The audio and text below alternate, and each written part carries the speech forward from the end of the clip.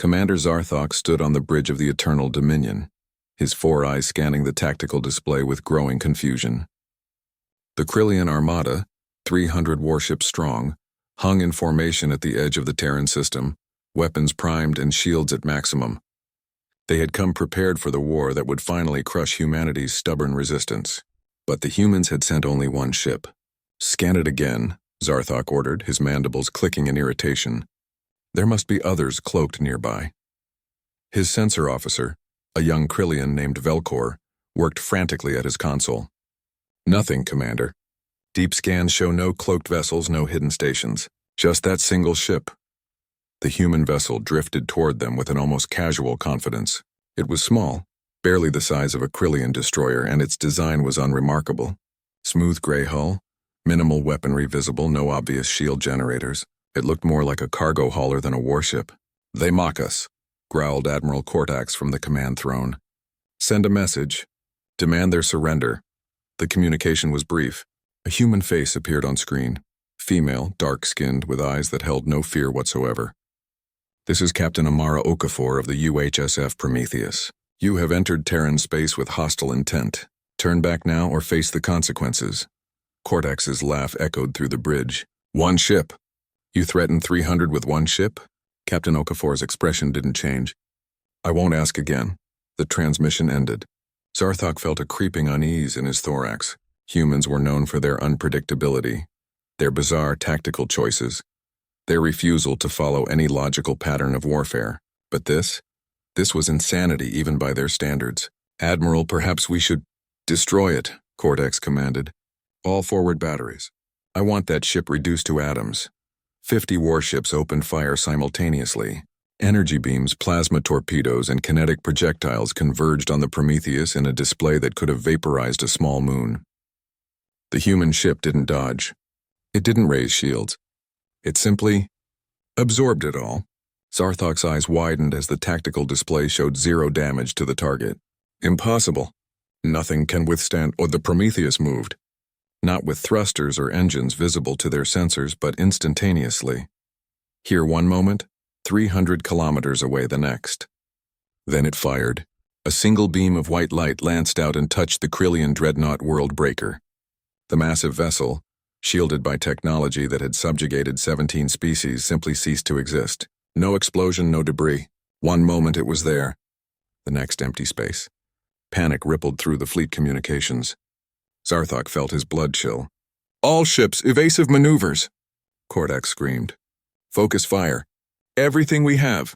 The Armada unleashed hell. Every weapon, every ship, pouring destruction toward the human vessel. The Prometheus flickered through space like a ghost, appearing and disappearing faster than their targeting systems could track. Each time it stopped, another Krillian ship vanished from existence. 10 ships, 20, 50. "What is that thing?" Velkor whispered, his voice cracking with terror. Zarthok accessed the intelligence files humanity had transmitted to the Galactic Council 3 years ago, warnings the Council had dismissed as bluffing. His heart sank as he read. The humans had cracked it. The thing every species had sought for millennia. They'd learned to manipulate the fundamental fabric of reality itself. The Prometheus wasn't a ship.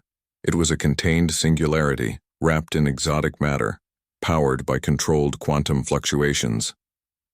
It existed partially outside normal spacetime. "Admiral, we need to retreat," Zarthok shouted. "Now!" But Kortax, pride and fury blinding him, ordered the fleet to close formation for a coordinated strike. 200 ships converged, preparing to fire as one. The Prometheus stopped flickering.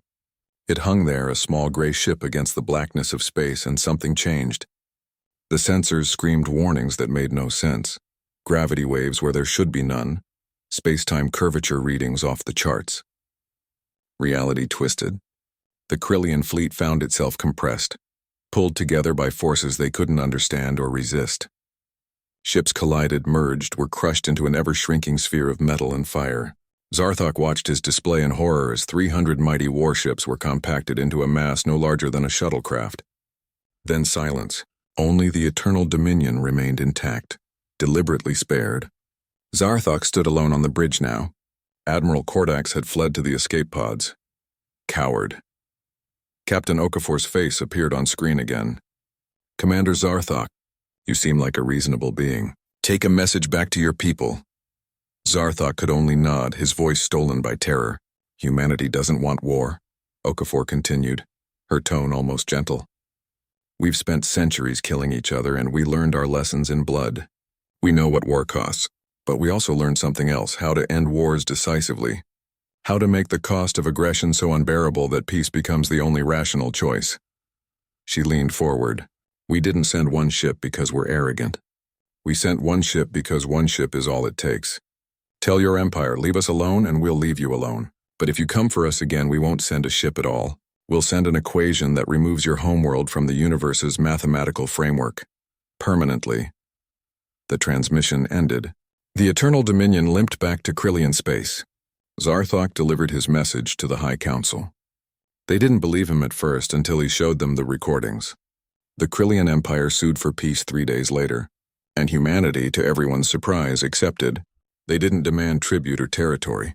They asked only to be left alone, to explore their corner of the galaxy in peace. But every species now knew humanity had mastered the ultimate weapon. Not a ship, not a bomb, but reality itself. And they had the restraint not to use it unless forced.